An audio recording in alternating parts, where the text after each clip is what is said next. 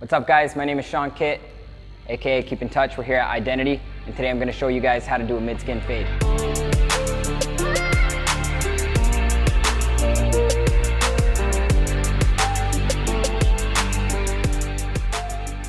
First things first, I'm going to cape up my client. Quick little tip, instead of reaching around him like this, doing like a blanket technique or something like that, I like to keep both ends of the cape in one hand, and then I just connect my hands together and then throw it over. So we obviously are going to use our neck strips or our sanic strips and communicate with your client. Communicate and ask them, is this too tight? How's that? You're good to go? Okay, cool. So what are we trying to do to your hair? Mid-skin fade. Mid-skin fade in like a comb over style? Yes, sir. Yeah? Cool. Very simple. He's a regular of mine, so I kind of know what he wants, but that's one of the first things you're going to do. Start like a non-business related conversation and then move on to your consultation, asking him what he wants, what he doesn't like. How does he like to style his hair? Do you like to push it back? Do you like to push it to the side? Do you like long hair? What don't you like? Do you like when your hair kind of falls over to the side like this? Some people will say they hate that. Some people will say they hate when their comb over falls over, not knowing that their barber's been giving them a comb over even though they didn't want it this whole entire time, right? So you might go for a more textured crop and like get rid of this disconnection. Once you finish the consultation, then you can start. So one of the things that I like to start with first, getting rid of the bulk. Sometimes you can start with cutting the top of the hair. The reasons why you would cut the top first, in my opinion, is if the hair is too long. When the hair is so long that it's falling over the sides, then I typically like to start with the top. There's many reasons why you want to start with the top because the top is pretty much the foundation of the haircut. Everything is going to build up into the top. But his haircut is already short enough, so I'm just going to go in and start with the sides and remove all that bulk. I want you to think of removing the bulk like clearing the canvas, right? Think of a wall that's already got paint and graffiti on it. I can't just create the Mona Lisa on top of that canvas if there's already art on it. So I got a 2 on my power tool. That's another thing that I use. It's a preference. You see a lot of experienced guys use power tools because A, it saves your faders, and B, it chops right through the hair. The only thing is these metal guards are a little bit different than the plastic guards, so you gotta know your guard system really well. Go in and remove that bulk.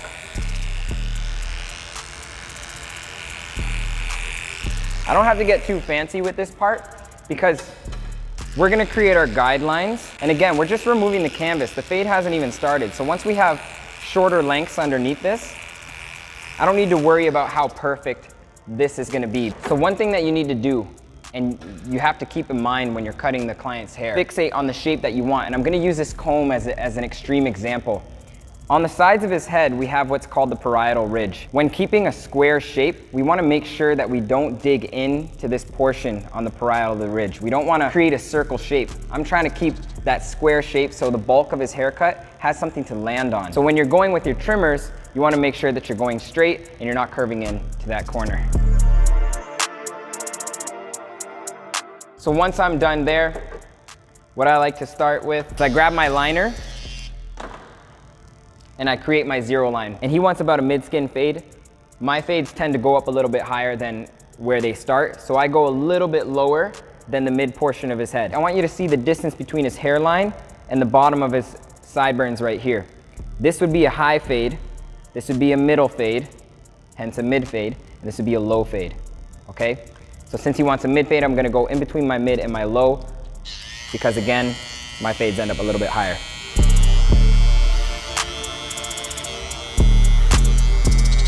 And you notice that I'm dipping a little bit towards the back because his parietal ridge is a lot lower here. If you see that his head is circular here, if I were to remove all this hair back here, it would really accentuate the shape of his head. And we don't want to show people that we all have like a bit of a dent in our head. We all have it, right? So what we want is we want that hair to be there to fill up that space to create a more symmetrical shape. So I'm creating my guideline all the way around the head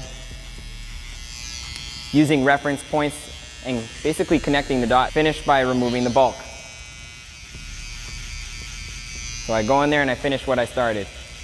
This is gonna make sure that I'm nice and organized. You get a lot of people that will tell me, I don't think hair cutting's for me, I'm not artistic enough. I'll tell you right now, there's some barbers in this shop that I know that have no artistic bone in their body.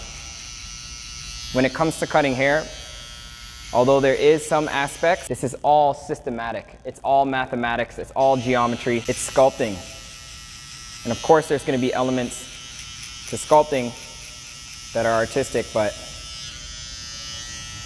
step-by-step guides, and you can complete a fade. Now I'm gonna use my foil shaver. And what the foil shaver does is it gives you that extra This is gonna get this pretty much down to skin, very close, very similar to a razor. If not, sometimes better, because this allows you to go against the grain, right? Whereas a razor, you would want to go with the grain, sometimes against the grain, depending on how short or how prepped the skin is already. And it helps avoid a lot of razor bumps. This will add like maybe an extra day or two, and it'll also add another layer of contrast, because this is going to get a lot lighter. And when the bottom portion is even lighter and the top portion is even darker, you're going to get that nice fade. Once you get to very short lengths, you want to brush that hair out of the way, because this cuts the hair into a dust, and that dust stays on the skin.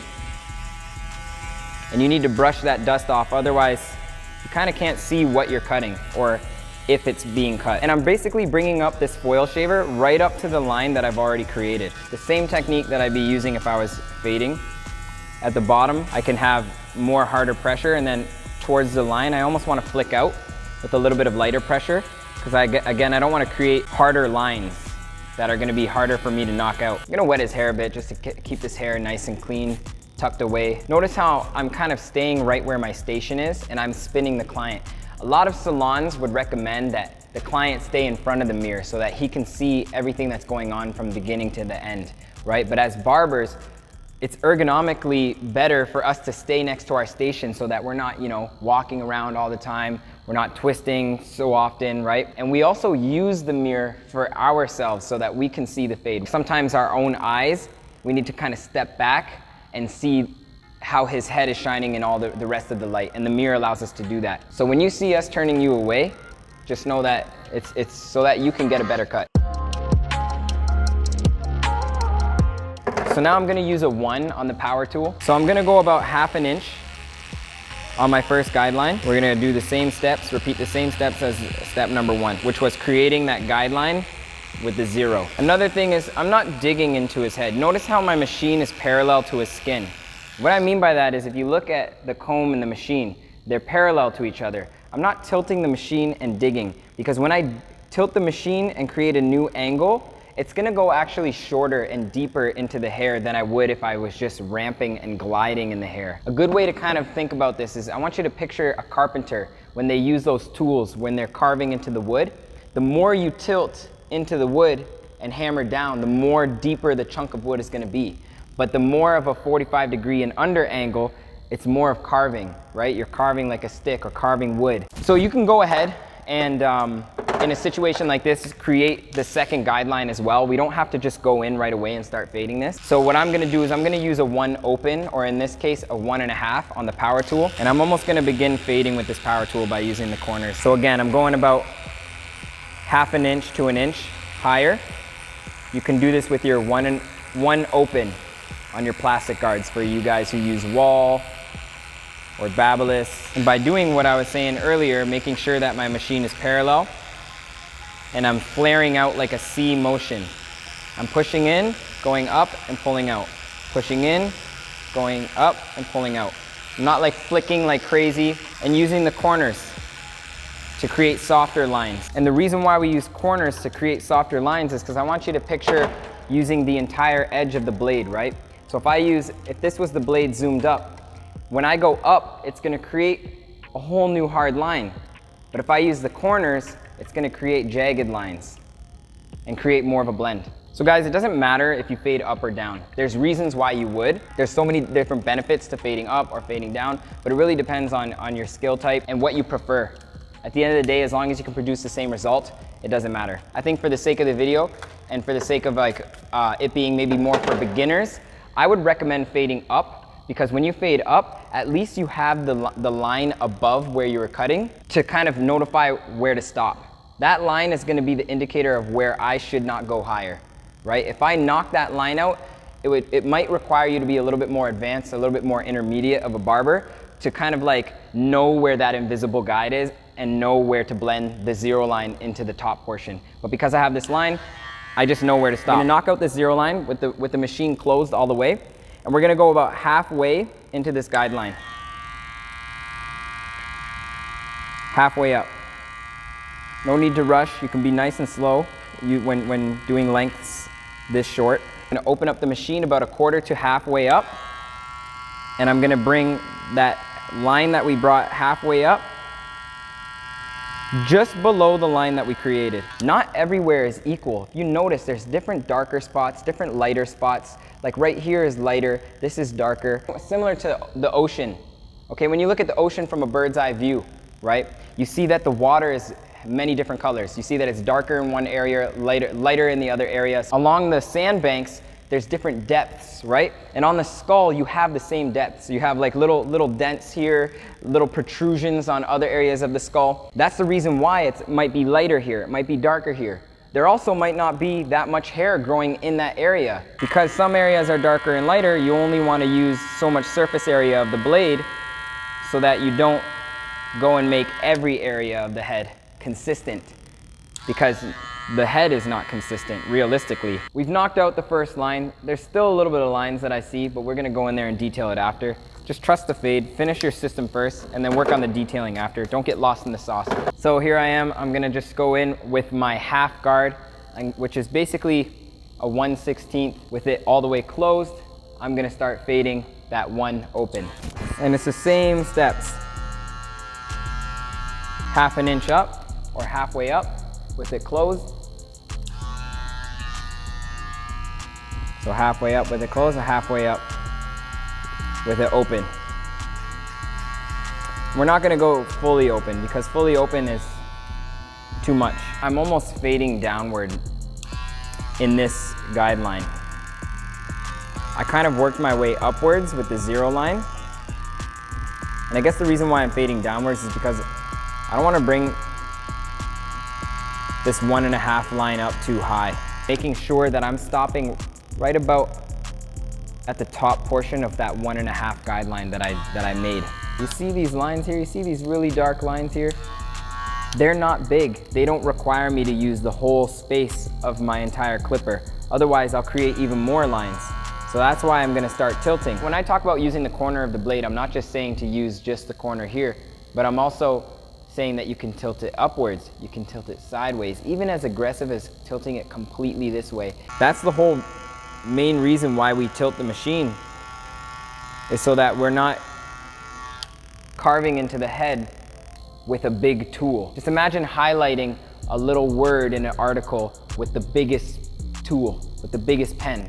You're gonna cover the entire word, you're gonna cover the entire article, right? No, you make it thinner. You make it thinner so you can circle the word, or you make it thinner so you can draw an arrow pointing to one specific section that you're trying to point out. That's why we turn the tool. We use the tool to create less surface area and make the tool thinner. We can start detailing the fade, but before we do that, I'm just gonna go to the top. I like to use a comb with wider teeth when I wet the hair.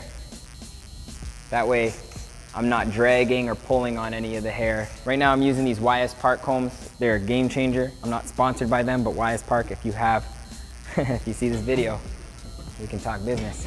We can get into clipper over comb afterwards, or scissor over comb, but I like to cut the top first and then get rid of the sides because this is gonna determine the sides. Typically when you're sectioning the hair, you wanna comb in the direction that you're gonna be taking the sections, right? So because I'm combing his hair from side to side this way, it allows me to take sections from the front to the back, thin sections. So I can go and pick up the front without disturbing anything in the back, which means when I'm cutting the front here, I'm only cutting the front, okay? Same thing here. If I wanna go in and scoop into this section here, notice how I didn't disturb any of the hair in the front or any of the hair in the back. Because if his hair was combed forward or backwards, right? And I go and pick up the front here, I'm gonna be over directing all the hair back here. I'd be cutting the hair in the front and in the back, which is not what I want to do when I want to cut with precision. Doing a comb over, it's an asymmetrical cut, so I'm going to be cutting in an angle. And we're going to bring that front guide to the section behind it. Notice how when I'm picking up the comb with my fingers, they're in unison, and I'm bringing this comb back. You can see the guideline that I already cut. And you want to cut a little bit shorter than where you cut in the front, because we want the back a little bit shorter because the apex of his head, the highest portion of his head, is taller than the hairline. And I go maybe about 3 sections back here. And I'm shimmying. This is gonna ensure nice tension with my finger position.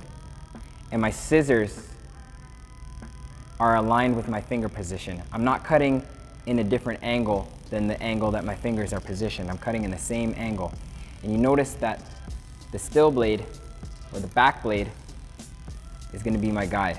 So I'm not guessing, I'm not gonna risk cutting my fingers, okay? I get that out of the way, and I create a new guideline so that I'm not just bringing everything from the front that I already cut back to here. And you can see where I cut last. You can do other things like point cut. A lot of people will ask, like, what's the difference between that and a blunt cut?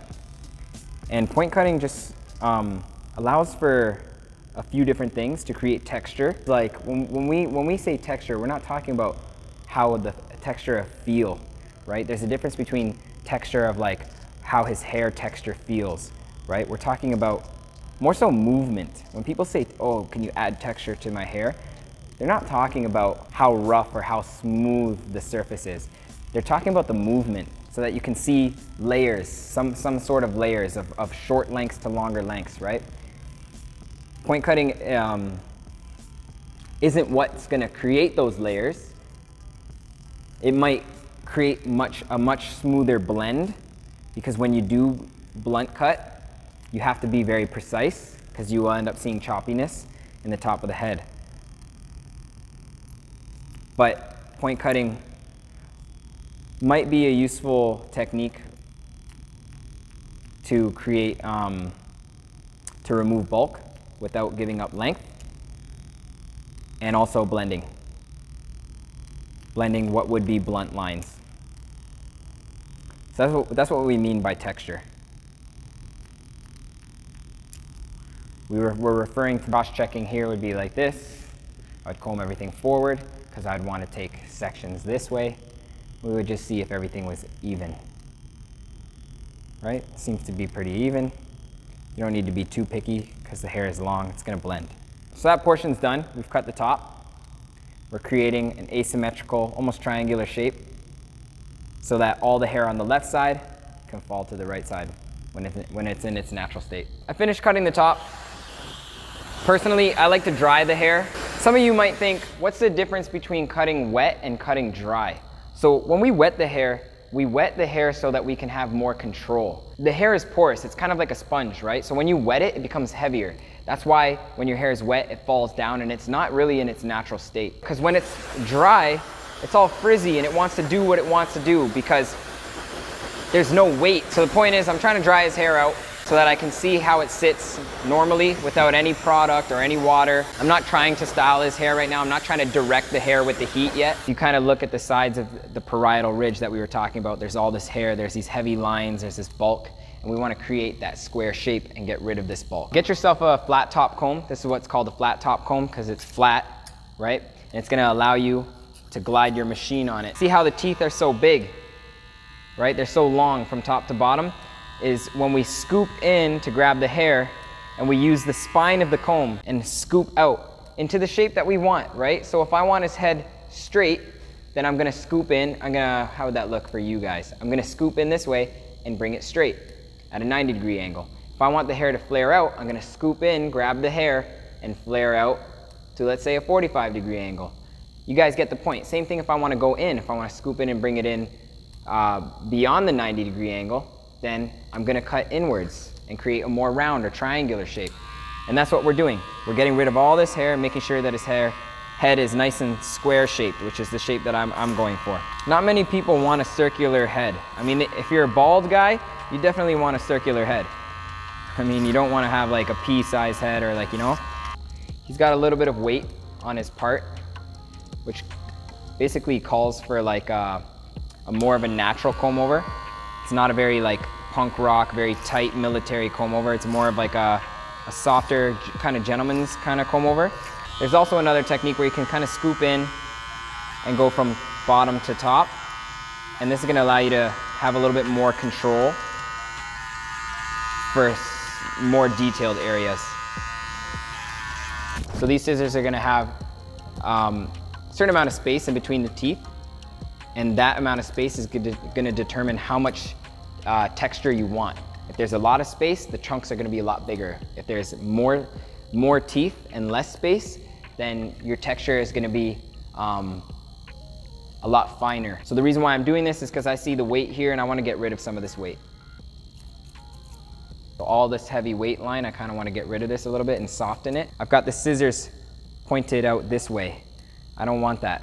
I want the scissors 45-degree angle into my palm, and I'm gonna go palm down. This is gonna allow me to keep the bottom blade still. You see how the bottom blade is still? Because if I don't, and I just go here, both blades are moving, right? Well, it doesn't look like it, but both blades will be moving and I won't be hitting exactly where I wanna cut. So again, off to the 45-degree angle.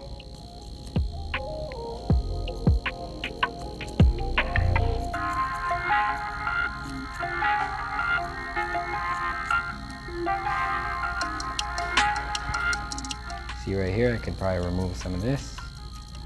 Bulk, create more texture.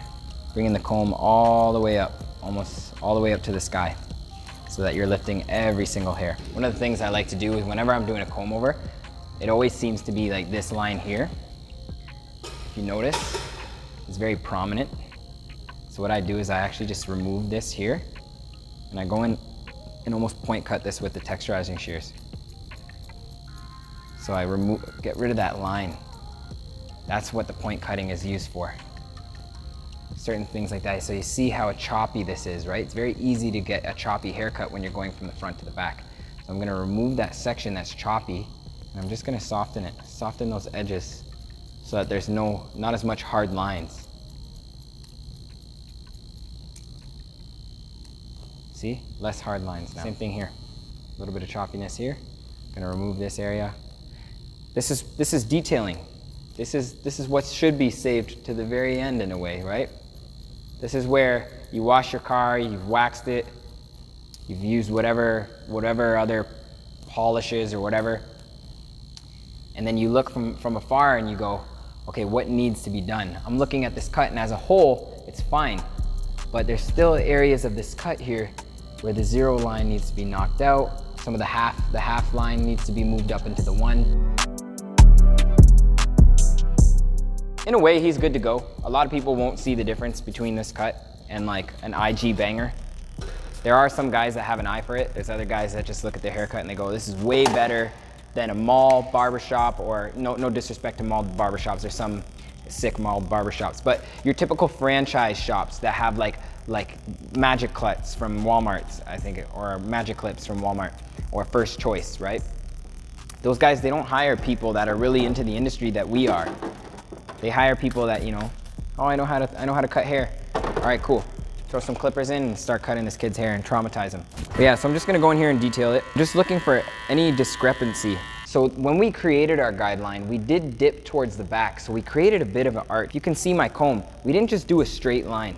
We did create a bit of an arch because his parietal ridge is not even all the way across. His head here dips lower than the ridge over here.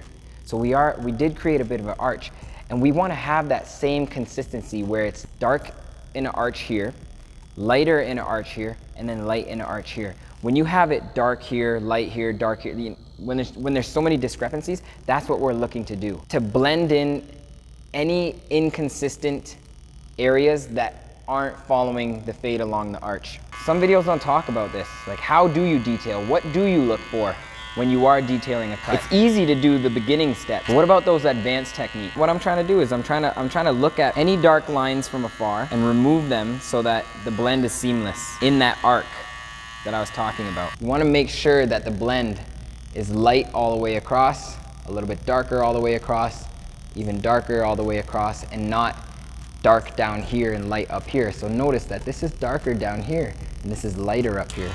So I want to bring all this stuff. Remember, I'm using the corner of my blade because I'm being very specific. I'm not just hitting random stuff. See these hard lines here? Same thing.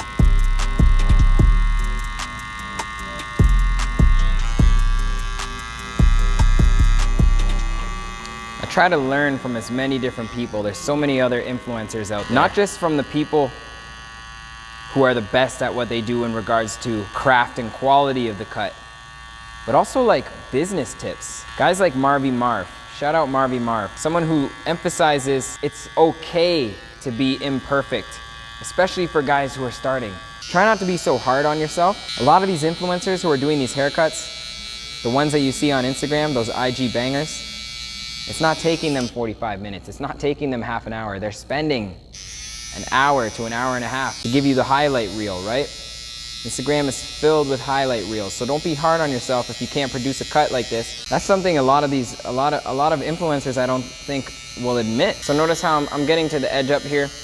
I'm doing the lineup. I like to keep things natural. I don't push things back too far, but keep in mind, if you do push it back, it can give you a crispier lineup, right? But we don't want to create things that are too artificial, right? There's barbers who are more into the hairdressing aspect, which is very natural, very soft looks. And then there's barbers that are more urban. They like to go for those like hard lines. But there's a difference between Western or South American haircuts and the European vibe. Two different industries. Same industry, sorry, but two different flavors.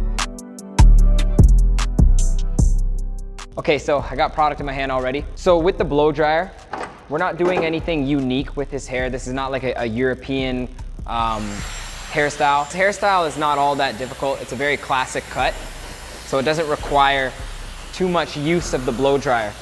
But what the blow dryer does, it heats up the hair, and underneath the hair, somewhat of an elastic material underneath that. With heat, you can bend that material. And I want you to picture a sword, like a blacksmith who's hitting that sword and making it, the metal bendable. And then when you use the cool air, it's like putting that sword into a bucket of ice water, and it's gonna lock it into place. You don't need to do it too much on a hairstyle like this. Because his haircut is asymmetrical, it's being styled in the direction that it needs to go.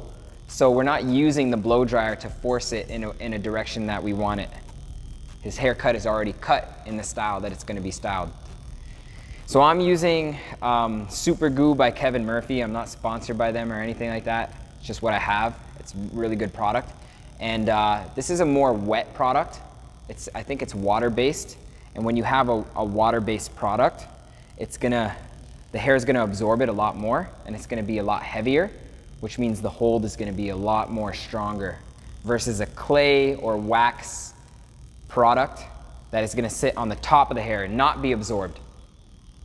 So I'm just gonna wash my hands. I always wash my hands after I style the hair because I don't like touching my shit with sticky fingers. There's a barber, every barber shop has a guy that does that. You know who you are, you know who he is. We hate that guy. Wet his hair a little bit, and I'm just gonna comb it through and create that style that I want, section the hair in the directions that I want. Here's another tip. I'm gonna comb it in the direction of his hair, right? You get a lot of guys that want to style their hair all backwards. And what ends up happening is all this stuff on the side starts lifting up. And the reason being is because the hair is growing out of the follicle in different directions. In his hair is growing in a clockwise direction and more flat to the surface of his head. So if I comb it more where it wants to go, I'm taking the path of least resistance and then creating volume in the bangs where it needs to be. I'm not forcing his hair to go back anywhere, and that's why you're not seeing any of these hairs stick up. At the end of it all, you're gonna clean them up. We did the beard already, but that's for another video. You're gonna clean up the back of his neck here. So you can use a little bit of aftershave. I like to go here, grab another neck strip or the one that you already have, spray it down a bit, let him know this is gonna sting. Right, other side.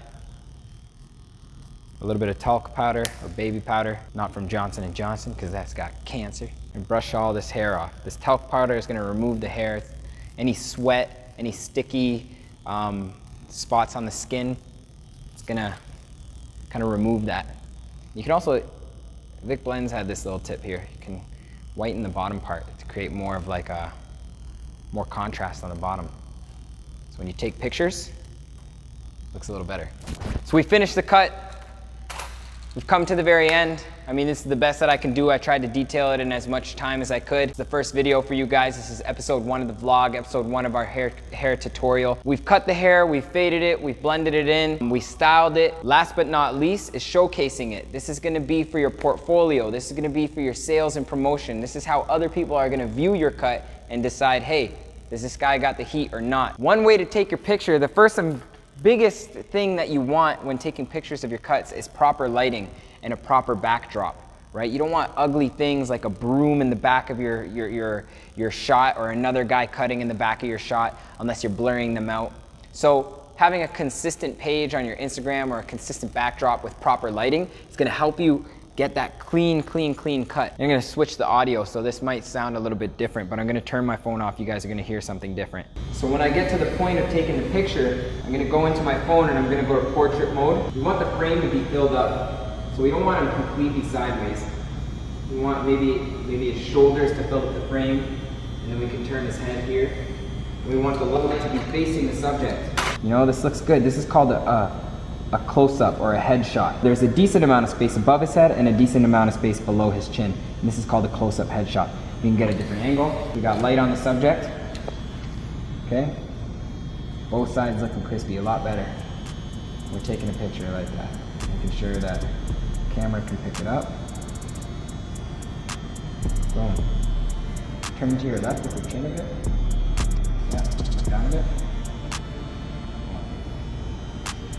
Alright, everybody, I appreciate it, man. Appreciate your help. Not the same clap as the first one.